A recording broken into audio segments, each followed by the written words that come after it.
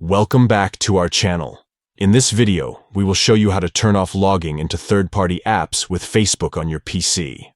Let's get started. Step 1.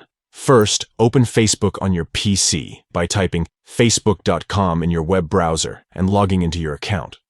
Step 2. Next, click on your profile icon located at the top right corner of the Facebook homepage. Step 3. From the drop-down menu, click on Settings and Privacy. Step 4. In the next menu, click on Settings. Step 5. From the left-hand side menu, click on Apps and Websites. Step 6. Scroll down the page until you find the section labeled Apps, Websites, and Games. Click on Turn Off next to it. Step 7. A confirmation window will appear. Click on Turn Off to confirm and disable the logging into third-party apps with Facebook. And there you have it. You've successfully turned off logging into third-party apps with Facebook on your PC. This helps protect your privacy and data. If you found this tutorial helpful, don't forget to give this video a thumbs up and subscribe to our channel for more useful tips and tricks. Thanks for watching.